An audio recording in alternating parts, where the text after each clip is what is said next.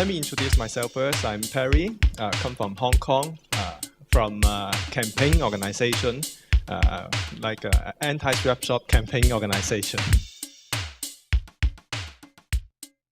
We targeted Walt Disney and also some other electronic brands, like HP and Dell and Fujitsu, these kinds of brands. We sent some students in Hong Kong and mainland China to investigate the factory conditions in those suppliers.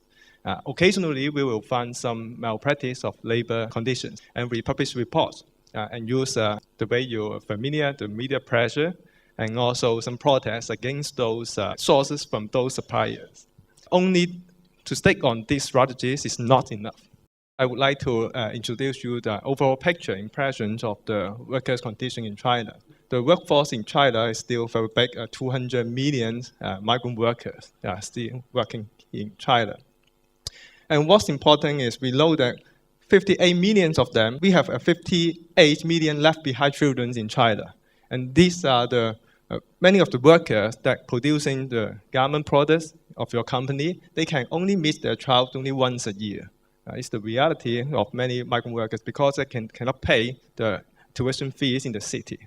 And so also the right of strike, right of bargaining, and also independent union rights are not existing in China because of the government suppression.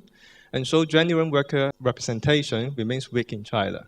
We have a Chinese labor law, but many of the articles' contents are not very well enforced. The existing CSR model, which now many companies are using, depends on in-house or third-party social auditing.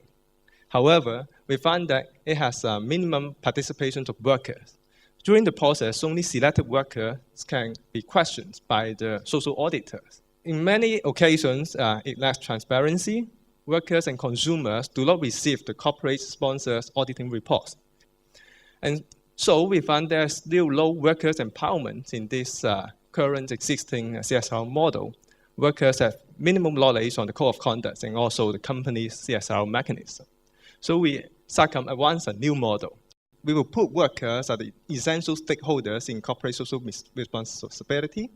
And also we encourage multi-stakeholder collaborations and based on workers' participation, empowerment, monitoring, and assessment.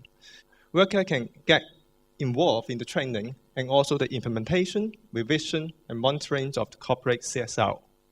Of course, this model, we have to be making legal and feasible. And we know that we cannot achieve our ultimate goals in a very short time. We do it stepwise. Step one, we encourage labor rights trainings provided by local NGOs in your suppliers. In the second step, we can encourage the suppliers to launch an independent worker hotline where workers can make their complaints or grievances to the hotline.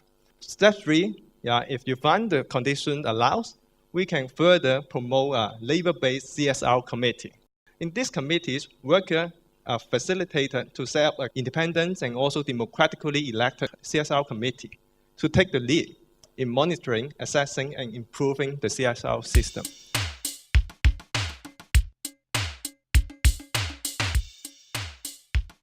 So now I introduce you the details of the labor rights training in 2009. You know, it is a multi-stakeholder collaboration, and this the first one. First training is together, 4 parties go together to make the whole training program work.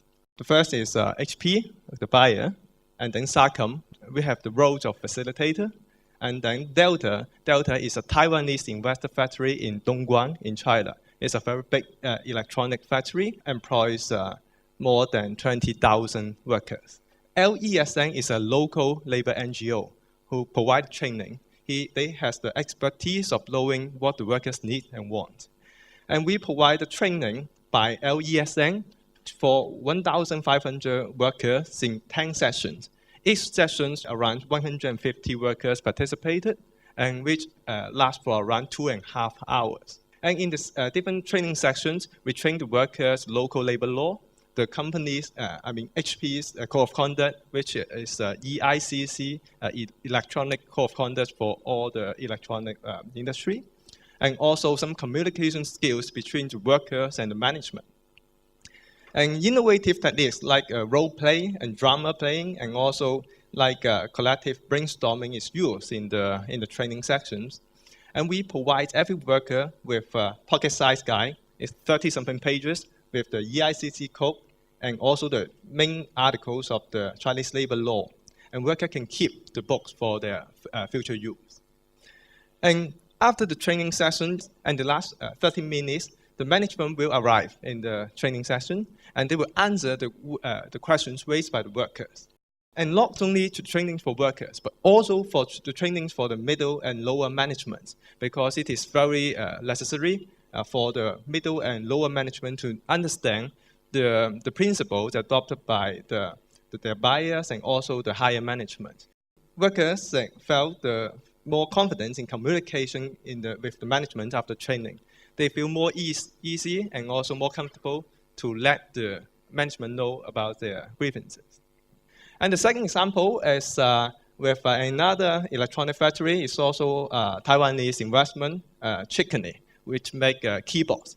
The factory has around 5,000 workers. Another local NGO, China Women Working Network, CWN, delivered the training to 2,700 workers in 18 sessions. Each session lasts also for around 2 hours. This one is more progressive because the Delta, the last one, the management refused to develop the worker hotline. But this factory allowed a worker hotline, and also it already has a worker committee, which have 30 members. For these 30 members of the worker committee, 80% are elected. But 20% of the committee members are assigned by the factory. We did not challenge this model. We accept it, and then we train the workers and also the members of this workers committee. And we also developed hotline services. Workers can report their problem to CWN, the local trainers, and the local NGO relate those problems to the Chickeny managers. And totally, they receive in that several months, they receive 126 phone calls. And almost all the problems raised are solved one by one between CWN and also the Chickeny manager. All parties involved found it helped expand the factory's ability to manage the grievances of the workers and nurture a positive work culture. Before CWN leave the factory, because the program lasts only for 6 months, they trained the 30 worker committee members. Then they can manage the hotline. The workers will take turns to take care of the hotline each night. So they have around 2 to 3 hours that someone can answer the hotline. And so they can call their representative to know their problem. And then the worker representative communicates with the managers to solve the workers' problem. During the hotline, the factory found a lot of the workers' misunderstanding of the factory's factory rules or factory's management practice. And so for the frequent asked questions, they will make the workers understand more about the factory's the welfare or the positions on certain problems to make the communications more open and public. So we find to have a meaningful and successful practice, the commitment from the buyer side is a very, very important issue. The buyers have to really have this kind of vision and engagement during the process and spend time and to discuss and make the factory understand their role. And why only by auditing is not enough, but we need these kinds of workers' training. And also, the management support from all levels are also very important. And last, we need to involve the experienced local trainers to work closely with workers and management to build effective grievances mechanism.